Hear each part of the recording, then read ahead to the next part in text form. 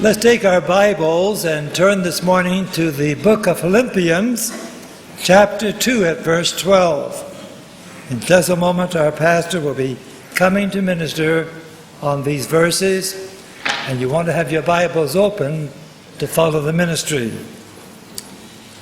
Therefore, my dear friends, as you have always obeyed, not only in my presence, but now much more in my absence, continue to work out your salvation with fear and trembling. For it is God who works in you to will and to act according to his good purpose.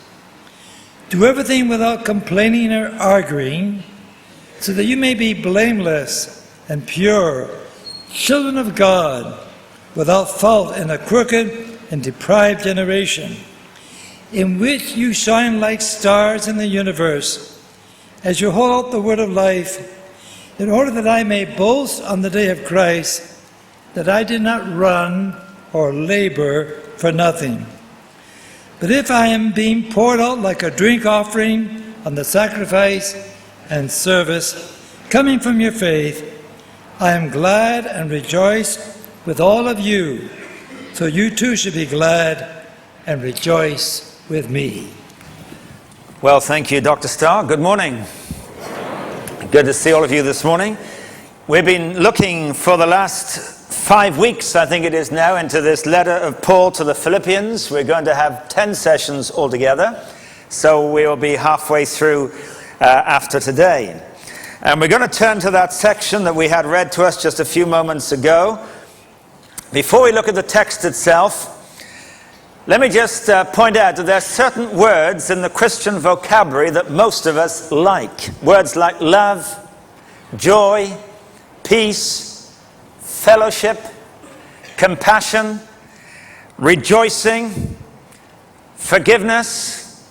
These are good words. Salvation, contentedness, riches. All of these are good words. They encourage us. They make us feel good, and they're all important ingredients in the gospel, and they explain why most of us here this morning are probably already Christians. And all those words are found in the book of Philippians, most of them in Philippians chapter 2.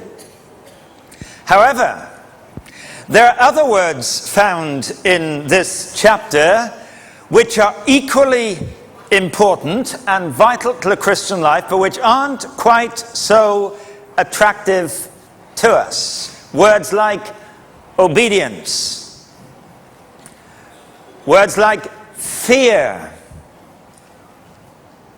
trembling. These are not the kind of words that give us a nice warm feeling.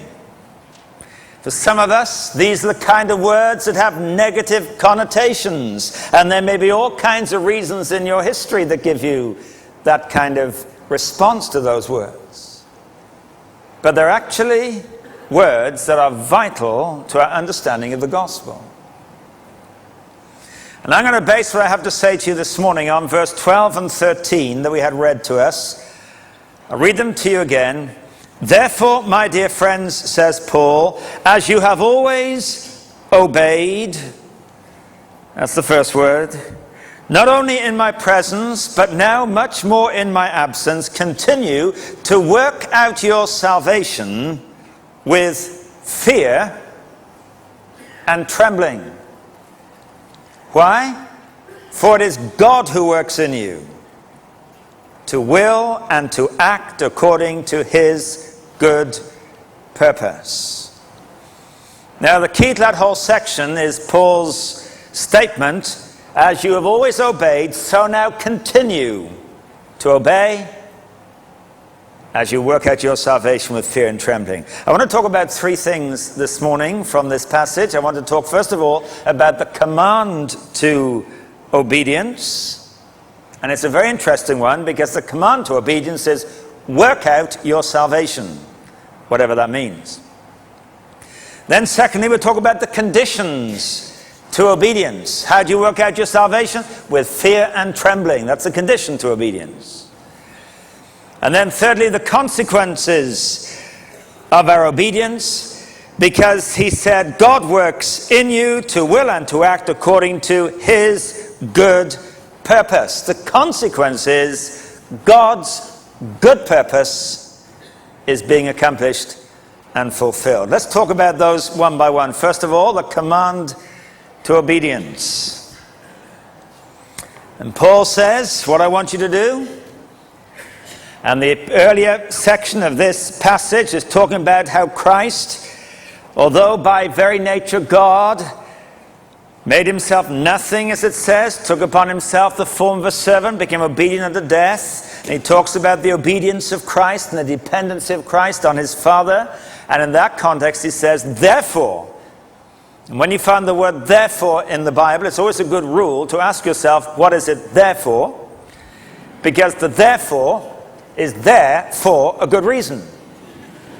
It links what's gone before. I've talked to you about Christ. I've talked to you about having this mind in you which was in Christ. I've talked about his humility, his dependency on his Father, his obedience to his Father. Therefore, because this is true of Christ, you need to continue in this spirit of obedience to work out your salvation. Now, what in the world does it mean to work out your salvation?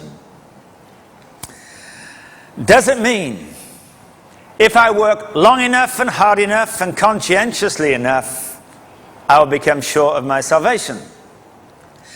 Does it mean if I just keep on obeying the rules, loving my neighbor as best I can, going to church, putting money in the offering, being a good citizen, eventually when I stand before God, he'll say, you were pretty good. I think you have worked to such an extent, I'm going to award you with salvation. Congratulations. Is that what it means? Well, I think there are some people who are hoping that's what it means, because they are very reliant on their own ability, but that isn't what it means. Because that would contradict everything else Paul writes about salvation. In the book of Ephesians, for instance, in a verse many of you will know, he says, it is by grace you have been saved through faith. This is not from yourselves. It is a gift of God. It is not by works, so that no one can boast. There's no grounds on which anybody can say to somebody else, you know what? I have become a Christian. Don't you think that's pretty good of me? No, he says, it's none to what you do for God. It is exclusively to do with what God does for you. That's the basis of our salvation. So Paul isn't contradicting that and saying, now you better work this out. Man, you Philippians, you're going to die one day. You better make sure between now and then you've worked this thing out to be sure of your salvation. Now, what Paul says here has nothing to do with becoming a Christian. It has everything to do with being the Christian you have become. You see, he says to them, for it is God who works in you. That's explain to them that you're already Christians. God is already at work in you. But with God being at work in you, you need to work out the consequence of God working in you. And that raises two questions. First question, what does God work in me, first of all? And if I understand that, what do I have to work out in this command to obedience that he's giving to them? What does God work in us? Well, the verse says, verse 13, it's God who works in you to will and to act according to his good purpose. God works in you to will. That is, God creates within you an appetite, a willingness, a desire for what is good. Not only does he give you the desire, because if that's all he gave you, that would frustrate us. He works into will and to act. He gives the dynamism, the power to accomplish it. Now, if God works in you to will, the first thing God does in you, one of the first evidences that we are real Christians, is he changes our desires. We begin to, in the words of Jesus, hunger and thirst for righteousness. You see, righteousness is alien to us naturally. The word righteousness, and we'll talk about this next week because chapter 3 talks a lot about righteousness. Righteousness is not some smug, sort of self-sufficient, holier-than-thou attitude. Righteousness is our standing and our ability to live that is derived from the presence of God within us. He gives us, in the first instance, new appetites, a hunger and a thirst for righteousness. You see, the wonderful thing about the Christian life is we don't live the way we are called to live because God has some big stick and says, you had better do this, pow, and you better do that, pow. Now, if that's your sense of your relationship with God, something fundamental has got to happen. Because the marvelous thing is, what happens is, when God gets to work in your life, suddenly things that you didn't have any interest in before, you suddenly begin to have an appetite for, a hunger for. You see, hunger and thirst, appetite is not something that you choose. You don't say, the time is just gone 12 o'clock, I'd better decide to be hungry because there's going to be lunch coming, at least somewhere, hopefully, sometime. You don't need to make that decision. You don't decide your appetites. In fact, you can spend half your life fighting your appetite sometimes because you don't want to eat as much as you eat. It's a natural result because you ate breakfast whenever you ate it. And it's worn off now. You've got an appetite. There's a hunger. When I have the joy of seeing people come to Christ and leading people to Christ, I always look as an evidence that God is really at work in their lives for a hunger and a thirsting. They begin to desire things they never desired before. I remember some time ago, back in England, a friend of ours, a good friend in his mid-20s, came to Christ. We'd been praying for him. And I was actually away. I was in Germany at the time. My wife called me and said, you never guess what's happened. So-and-so has become a Christian. And it was a marvelous answer to prayer. It was not something we were expecting, though we were praying for it. God did a great work in his heart. And I came home from Germany at the end of that week.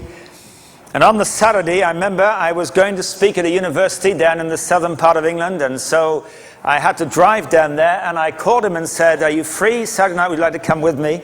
And we drove together, and in the car, we talked, and he said to me, you know, I've been involved in some things at work that have not been honest. He was a partner in a family business, a construction business. I said, is it obvious you have to put this right? He said, of course it is. Was it obvious when you did it that it was wrong? He said, actually, when we did it, it was smart. We thought, this is clever, we get away with this.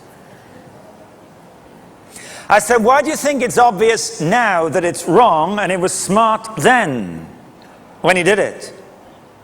He said, I don't know, it's just obvious, as I'll tell you why it is.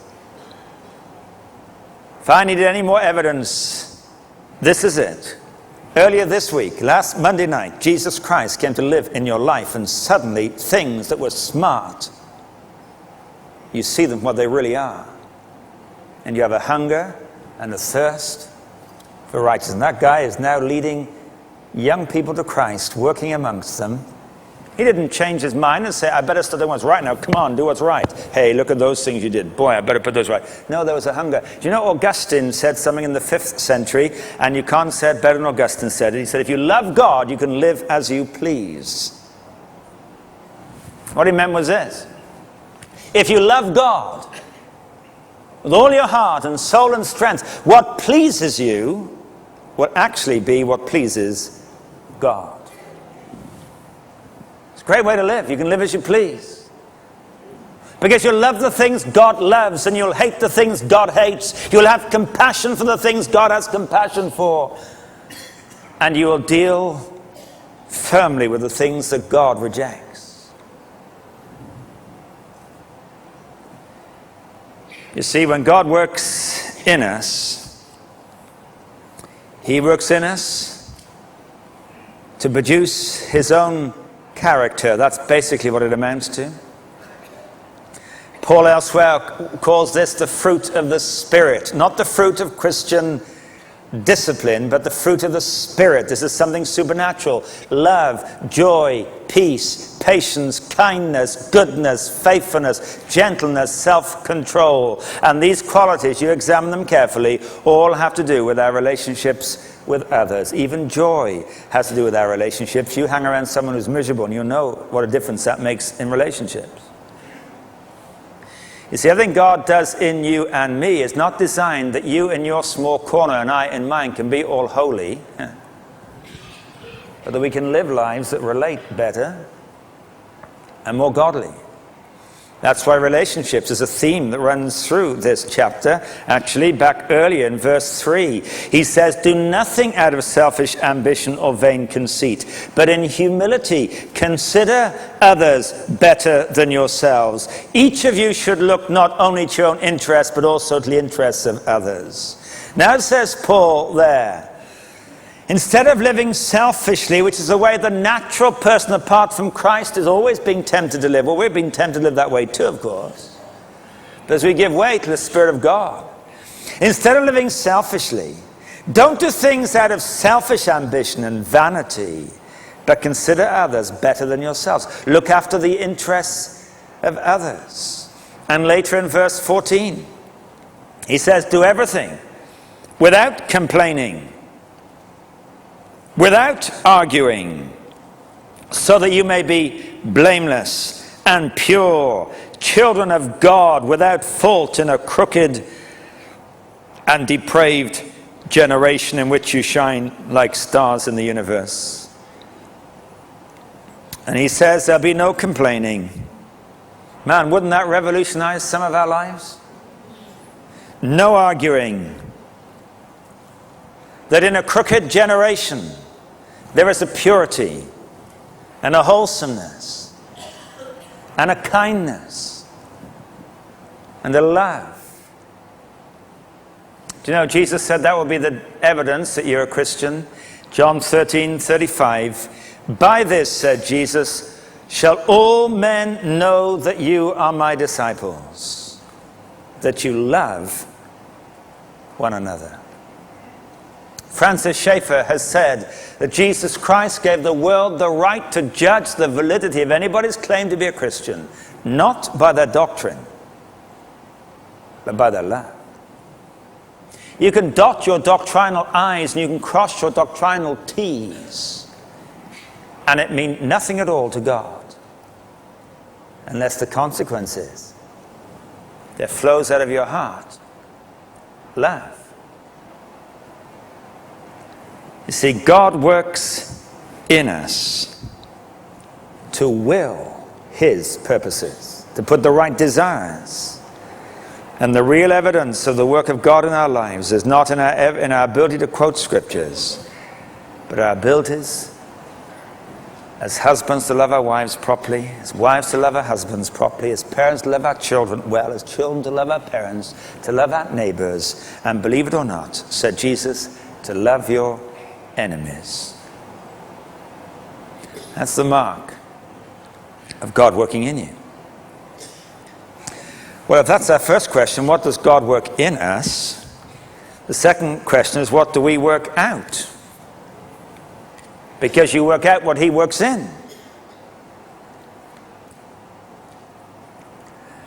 What God works in us are a result of promises he makes towards us. What we work out are the result of commands that he tells us. But the interesting thing is this: God's promises are also God's commands. They're the same things. For instance, love is a promise. By this, the fruit of the Spirit is love. That's a promise. It's the fruit of the Spirit. You allow the Spirit to fill your life and you begin to love. But at the same time, Jesus said, "A new command I give you, love your neighbor as yourself." That's a command.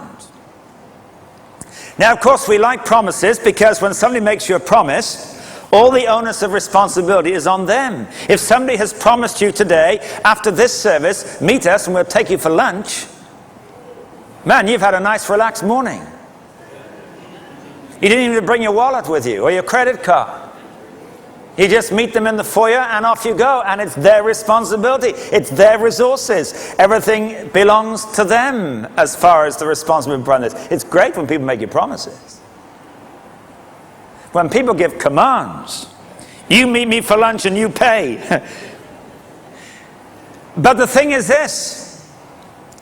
When God makes promises about the qualities he is going to produce in our lives, he also gives commands about the same promises. Peace is a promise, it's a fruit of the Spirit. It's also a command. Do not be anxious about anything. That's a command. In Philippians chapter 4, we'll look at that in a few weeks. Now, how do you put these two together? Well, the basis on which I receive what God promises is that I obey what God commands. And as I obey what God commands, I discover he works in me not just to will, but to act, the dynamism. He fulfills it. So how do you love your neighbor? Sitting at home praying for your neighbor? No, go and do something nice to your neighbor. How do you love your enemies?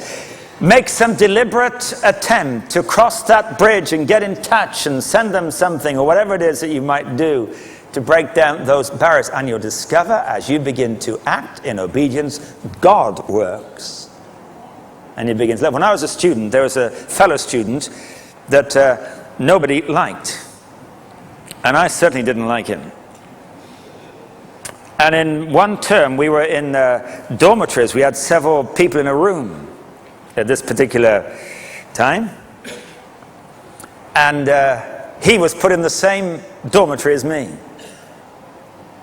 And I thought, of all the people in this place, he is the last person I want to spend any time with at all. So I thought, what do I do about this? Because he really irritated me, as he did lots of other people, for all kinds of reasons. I thought, do I just say to him, look, I have a problem with you. I can't stand you. Let's sign a prayer about it or something. But I didn't have the courage to say that, nor would it have helped anyway. So I said, Lord Jesus, I don't like this guy at all. He irritates me immensely. I'm supposed to love him. I don't know how to love him. Please love him through me, would you? And for the rest of that term, it was a terrible time. I just didn't get on with him at all. The end of that term, on the last day everybody was leaving, he came to me, put his hand to shake mine, and he said, thanks for being my best friend. I said, your best friend? He said, I'm a difficult guy, nobody likes me. And I know why. It's because of this. He had a whole history of abuse and mess, very insecure guy. I said, shall I be honest with you? I haven't enjoyed your company this term at all. But I asked God to help me to love you. He said, you are my best friend here. I had no idea of that, but I was really excited. God, this is amazing. I don't even have to feel loving about him. Love is not an emotion anyway. I mean, it is, of course, in one sense, but this word love is a love we use in all kinds of ways. It's not just an emotion. Actually, the best definition of love, I think, is in these verses. In verse 3, that is early in the same chapter. Do nothing out of selfish ambition or vain conceit. In humility, consider others better than yourselves. Now, I prefer the New American Standard on this. It says, in humility, consider others more important than yourself. Considering others better may imply some value judgment. He, she's better than I am. That may or may not be helpful. But this is more important. In any given situation, this person is more important to me than I am. Whether I like them or whether I don't is irrelevant to that. Whether it's some anonymous person at the checkout counter in the local supermarket and I'm buying a tin of beans or something, it doesn't matter, just be kind. She's more important than you are. And this is a command, but it's also a promise, meaning that as we act in obedience, the resources are available. God works in you to will and to act, to enable you, and you begin to love. That's a command to obey. The command to obey is to work out what God works in, and what God works in is that ability to begin to relate. And I'm seeing more and more clearly that the Christian life is tested as to its validity, not in the, if I might call it, the vertical relationship with God, but in the horizontal relationship that is the outworking of that relationship. But the command to obedience then is to work out your own salvation, because God works in you to will, to give you the right appetites, the right desires, which are going to be relational in their application. But the condition to obedience, very quickly, is work out your own salvation with fear and trembling. He says there in verse 12. Now, we don't like to use these words, fear and trembling, because they carry negative connotations. And of course, they can have negative connotations, but actually in the New Testament, and in the Old Testament too, the fear of God is a vital ingredient in wholesome, healthy Christian living. In the book of Proverbs, it says the fear of God is the beginning of wisdom. You don't really begin to be wise if the fear of God is not at the cornerstone of your life. The fear of God is the beginning of knowledge, it says in the book of Proverbs. It says to fear God is to shun evil. The fear of the Lord adds length to life. He who fears the Lord has a secure fortress, and for his children it'll be a refuge. That's a marvelous verse, an important verse in the book of Proverbs. Those of us who are parents, we need to fear God to give our kids security. The fear of God is a fountain of life. The fear of God leads to life. A wise man fears the Lord. These are all quotations from Proverbs. And blessed is the man who always fears the Lord. Now, the book of Ecclesiastes sums it up. Fear God and keep his commandments, for this is the whole duty of man. What's the problem with many of us? I'll tell you what the problem is. We don't fear God. I'll tell you why we don't fear God, because often our understanding of God has been so domesticated. We have so softened God. We have so pulled his teeth. He's just a big pal in the sky. And any idea that God gets angry is alien to us. But he does. It tells us in the book of Psalms that God is angry every day.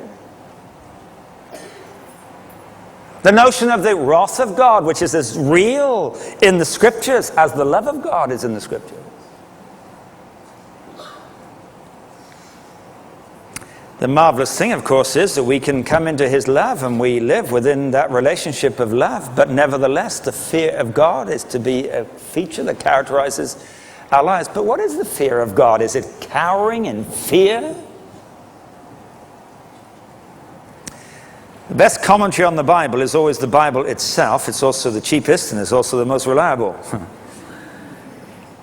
And it's always good to ask, what else does the Bible say about this? There's a law of first mention some people talk about. Find out when something first occurs in the Bible, and you often get within it a very clear definition of what it is. It doesn't always work, but it's a good rule of thumb. First time the fear of God appears in the Bible is in Genesis chapter 22. Let me tell you the story. Abraham had come from Ur of the Chaldees, present-day Iraq. God had led him from there to Canaan. When he reached Canaan, God said, look at the stars in the sky. I'll give you as many descendants as the stars you can see in the sky, because your wife will give birth to a son, and from that son will come a nation, and that nation is going to bless the world. Now, Abraham was 75 years of age. His wife was 65 years of age. They had no children, so it was already an impossibility because she was past the menopause. In any case, it said she was barren, but he believed God. God, you said it. I trust you. And for 25 years, nothing happened. After 25 years, Sarah, his wife, gave birth to a baby boy. They called him Isaac, and Abraham must have been thrilled to bits. Anybody who fathers a child knows the thrill and joy of becoming a parent. But when you're 100 years old and you've been waiting all these years, this must be fantastic. Probably almost gave him a heart attack and sent him off. But this little boy was born. Not only was it a little boy now that I can call my own after all these years, but this is the boy through whom God said, I'm going to bring a nation through this boy, and the world will be blessed through this boy. This child is going to be one of the most significant children in the history of the human race. Man, what a sense of pride in his son Abraham must have enjoyed. That precedes Genesis 22. Genesis 22 says this. First verse says, I'll read it to you. Because suddenly, something is introduced that changes everything. Genesis 22, sometime later, God tested Abraham. He said, Abraham, here I am, he replied. And God said, take your son, your only son Isaac, whom you love, and go to the region of Moriah, sacrifice him there as a burnt offering on one of the mountains I will tell you about. Abraham, take your son, and God seems to rub some salt into this little wound. He's going to create by saying, your only son whom you love. I know, Abraham, that all the love of your heart is channeled to this boy. Take this son, go to the region of Mount Moriah, and offer him as a sacrifice to me. Put your son to death. By the way, in Abraham's day, that was a common barbaric event. It wasn't unusual for people to sacrifice their children to their gods. Now, God tests Abraham. Abraham doesn't know it's a test. We know it because it says it. God tested him. And Abraham left early the next morning, it says, and for 3 days they walked in the direction of Mount Moriah. That would have been 3 very long days for Abraham. I wonder what he talked to Isaac about on the journey. I wonder when Isaac said, Dad, what are we going to do? What he would tell him. I wonder when he said, Dad, when are we coming home? What he would tell him. I wonder when he said, Dad, what are we going to do for my birthday next year? I wonder what Abraham would say. Because there won't be a birthday, son. And they got to the foot of Mount Moriah, left the servants who had accompanied them, and they walked up the hill. And Isaac, in his trusting relationship with his father, helped his father build an altar. Son, we're going to build, collect some stones. Let's collect some wood, and we'll lay the wood on the altar. And Isaac asked the question, where's the lamb? Abraham said, God will provide the lamb. And in Isaac's trust of Abraham, he allowed him to take some rope and tie him up, lay him on the altar, took his knife in his hands, raised his knife, and it says his knife was in the air, and I imagine Abraham probably wouldn't see his son. His eyes would be clouded with his tears, and in sheer obedience, this is what God told me to do. He was ready to plunge the knife when suddenly God intervened. In verse 12 of Genesis 22, do not lay a hand on the boy, said God. Now I know that you fear God, because you've not withheld from me your son, your only son. Now I know you fear God. Why? Because, Abraham, you've adopted to me that attitude of unquestioning obedience, irrespective of the consequences. Now, if you know the story of Abraham, you'll know that Abraham had blown it earlier because he was concerned about the consequences of his obedience, and so he edited his obedience and did what he thought was best, produced another son called Ishmael. You know that story. Now God is testing him because Abraham, we've got to get it back on track. Now I know you fear God. Why? Because you don't question my instructions. You see, the fear of God involves a refusal to exercise any right of veto over the will of God and the commands of God. You see, some of us will obey the good things that God wants us to do because they're good. If it's convenient for me, wonderful that God is going to show me something that's going to be good for me. But the fear of God is an attitude towards God that says, God, when you lead me down a road that I don't understand, and you lead me to a destination I don't want to go to, when you bring into my life events that I didn't plan, I didn't want, and I don't welcome, it's in that situation I say in humility, your will be done. See, God can do anything with a man or a woman like that, but he can do nothing with somebody who says, I'll do the good bits, God, as long as you give me the good bits to do. I'm not going to bring your will into my finances because I know a smart way of cheating. I'm not going to bring your will into my relationship with my wife Because you see, I might have found a better one now and I want to get out of this one.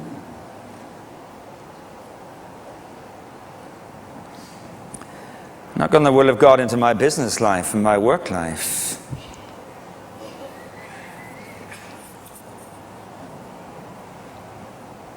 Then you know nothing of the fear of God. And the fear of God is the beginning of wisdom. The fear of God is the beginning of knowledge. The fear of God provides a secure fortress for your children. The wise man fears God. So you work out your salvation. Why? Because God works in you. You work out what he works in you, what from God are promises in you, become commands you work out, and you do it with fear and trembling, no editing, no right of veto, no compromise. And lastly, and very importantly, the consequences of obedience, because he says in verse 13, just very quickly, God works in you to will and act according to his good purposes. His good purpose. The end result is what's accomplished is God's good purpose. What is God's good purpose? Is it that you and I find satisfaction in obedience to his will? That is true, but it's something more than that. Is it that you and I are made successful? Well, that may be true, but it's something more than that.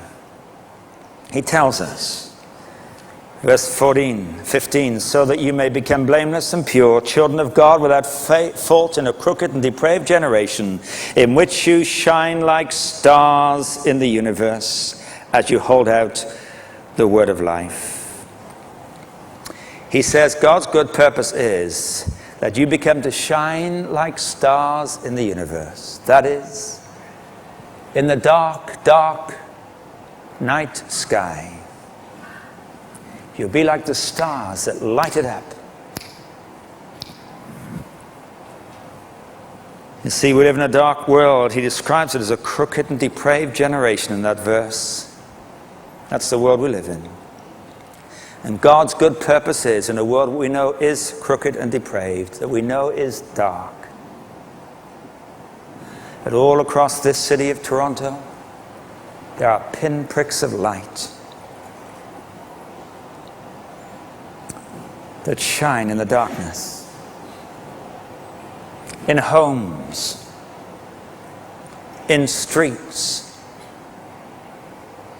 in apartment blocks, in offices, in factories, in schools, in colleges, in retirement villages, all across the city.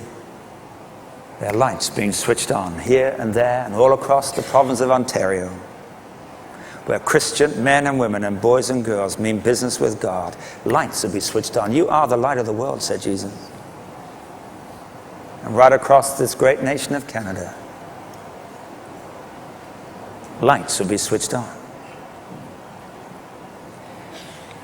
Why does he say you're like stars in the universe? I'll tell you what this means. For centuries and centuries, the stars in the night sky were the only means by which lost people could find their way home. They simply took their direction from the stars. It's the way men have navigated throughout history. And there are folks who may live in your street, may live in your apartment block. There are folks who may work in your office or your factory or may attend your school or your college or your university. There may be folks you sit next to when you go down to buy a donut. Who are lost in a dark world. And they need the lights, like the stars in the universe, that'll lead them home. How are you doing with the command to obedience? Are you working out what God is working in you? Deliberately, conscientiously. What about the condition to obedience? Are you doing this in that spirit of the fear of God? What about the consequences? Have you got your eyes off whether life is working out well for you and begin to ask, is God making my life a blessing to somebody else? A means of showing them the way home.